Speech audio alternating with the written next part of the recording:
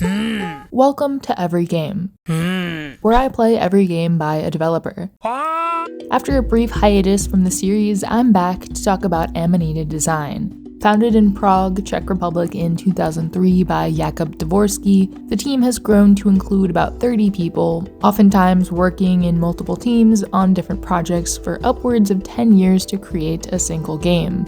Over the past 23 years, they've developed quite a few memorable and well-loved titles, from a tiny astronaut's escapades through space to a psychedelic horror game, and their current project, Phonopolis, is a completely handcrafted cardboard adventure about standing up to a totalitarian regime.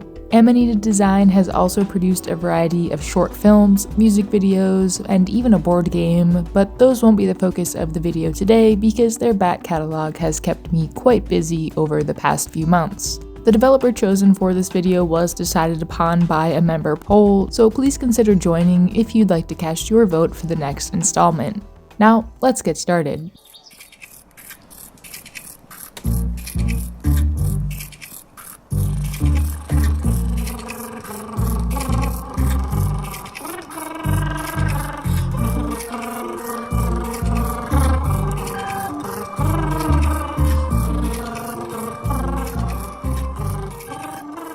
Taking it way back to 2003, Samorost 1 is the perfect introduction to what Amanita Design is all about. Typically short and whimsical experiences, this one was only about 15 minutes, that are lovingly handmade and encourage the player to poke around and find out. When we're introduced to our protagonist, a space explorer wearing pajamas, they're in quite the predicament. Some organic flying asteroid is on a direct trajectory to crash into their home planet. To the ship. In this new place, we're met with the chill hookah man and some mossy ski slopes, a scene that perfectly set the tone for the rest of the series. Mostly natural elements with a few weirder things sprinkled in, like all these amazing sound effects.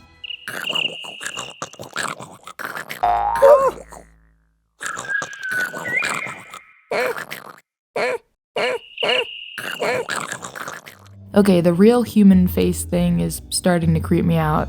Other than that, wonderful experience. I especially like how towards the end of the game, the setting changes from dreamy landscapes to something more industrial and mechanical. Definitely some foreshadowing related to the kind of settings we'll see in their future games. That's about all there is to Samorost 1, and it truly is a game that feels timeless. Sure to sprinkle a little bit of whimsy into your life no matter when you decide to boot it up. The sequel, Samorost 2, is a nice little continuation of this foray into point-and-click games. This time, some aliens have landed right in our backyard and stolen our precious pooch. So we go off and investigate a new corner of the galaxy, one that happens to be home to quite a few different types of creatures. And it's here that I start to wish some of these older games had some sort of highlight all interactable objects button. A wish that will only ring more true with time, but for now I manage, only looking at a walkthrough once. Okay, twice. We crawl through some tunnels, mess with some contraptions, finally find out where our dog is being kept, and then there's the whole matter of getting off the planet, which proves to be more difficult than it sounds. The puzzles are still pretty simple here, there are just a few more of them spread through each room, and each one has an extra piece or two to it compared to the first Samorost game.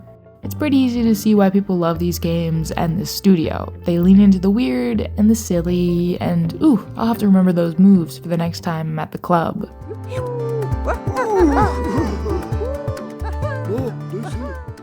Machinarium. I don't know what sort of otherworldly being / genius is responsible for you, but never, and I mean never, have I had to use a tutorial for every single level of a puzzle game. Not even Can of Wormholes, not even Baba Is You, not even Steven's Sausage Roll. Machinarium takes the crown for that one.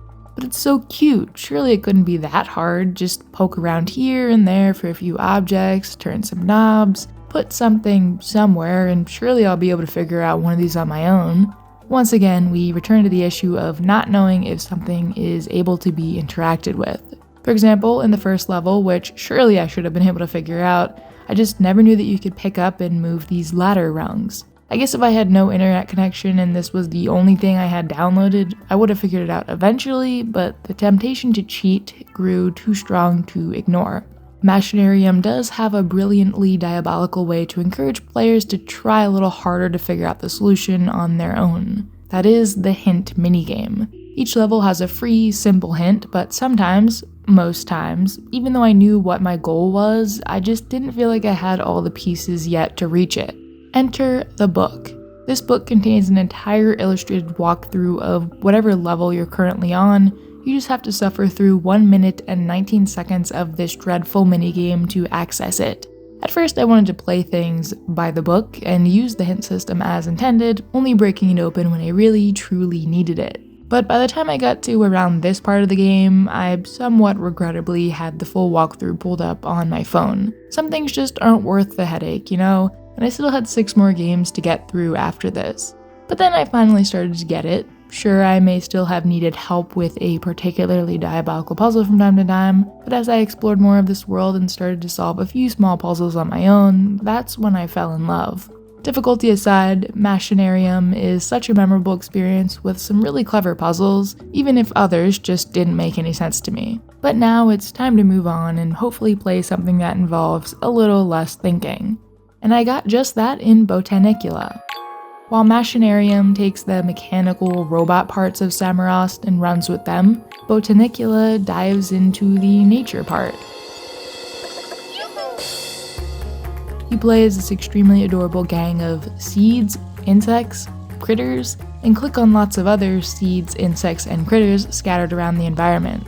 I thought their first 3 games were charming, but this one takes the cake. There's something about playing as a whole crew that's just so wholesome. Each one has their own set of strengths and weaknesses that you'll put to the test while searching for feathers, keys, and other items to progress. The animations, so good. The puzzles, beautifully simple, no need for a walkthrough this time.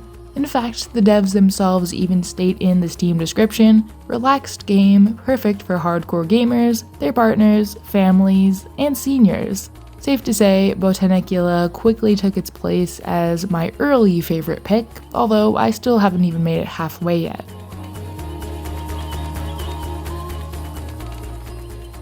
Okay, remember when I mentioned the sound effects in the first Samorost game? Amanita Design seriously has the best sounds in the biz, and the third Samorost is no different.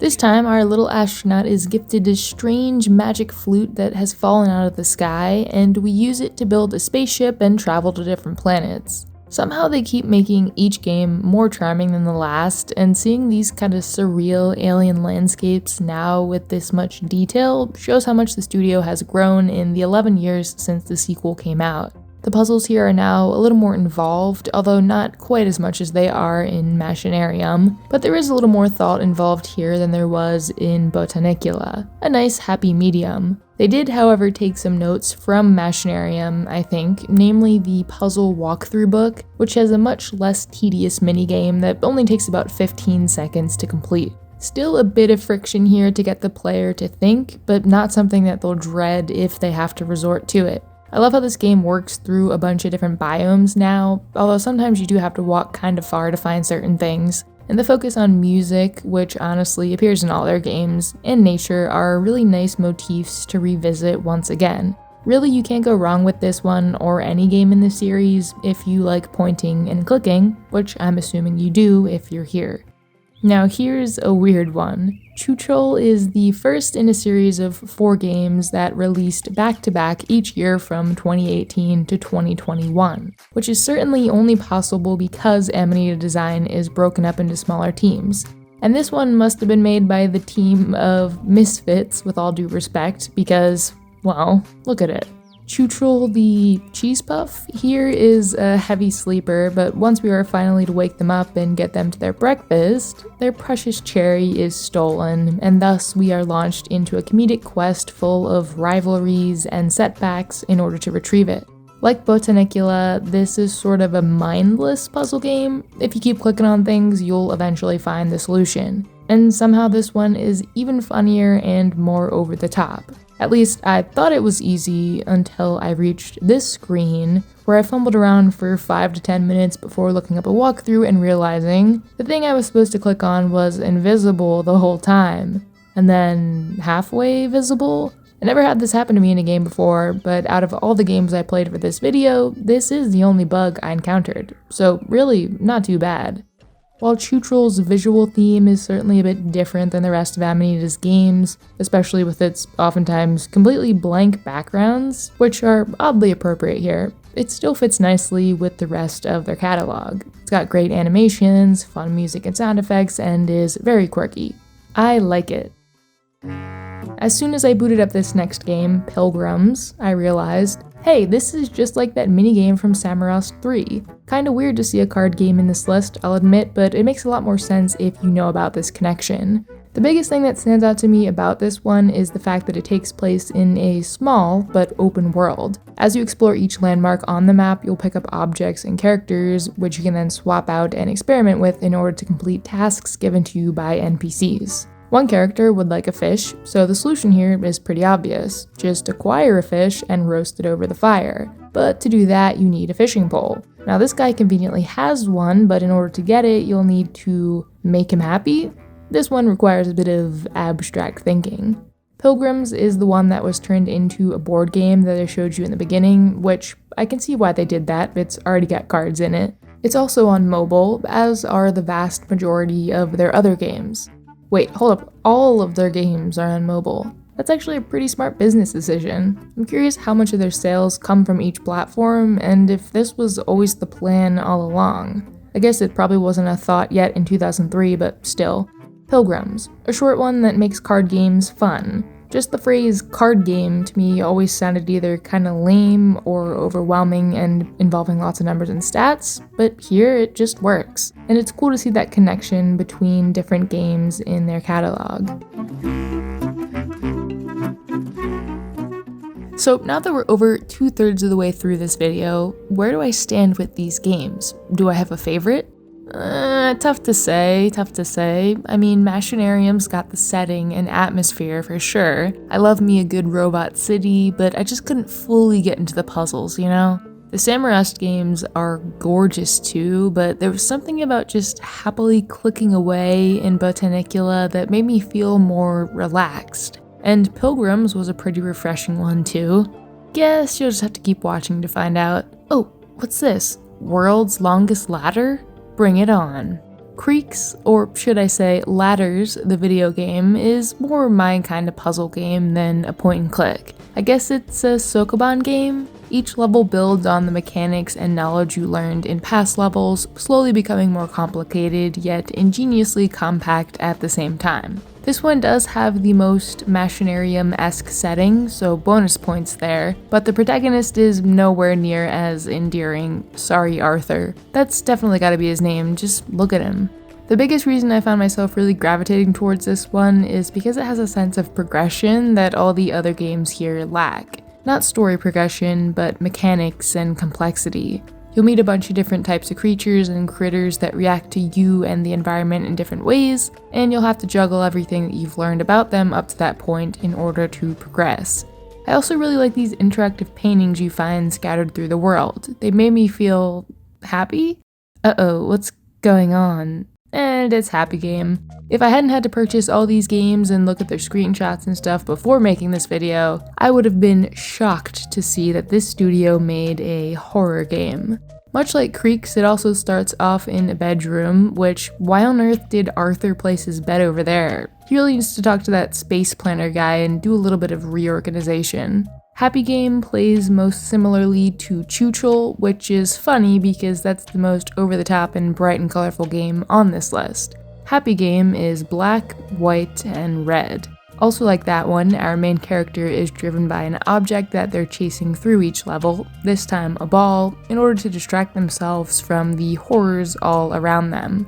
Basically, there are a bunch of toys and stuffed animals and other creepy childlike things that you, as the disembodied hand, which is a lefty by the way, love to see more representation like this in video games. You as the hand must pull and stretch and push and rotate them until they do something and progress the game along. It's alright, you know? Part of the draw of CHUCHEL for me was the lovable characters. This one doesn't have that.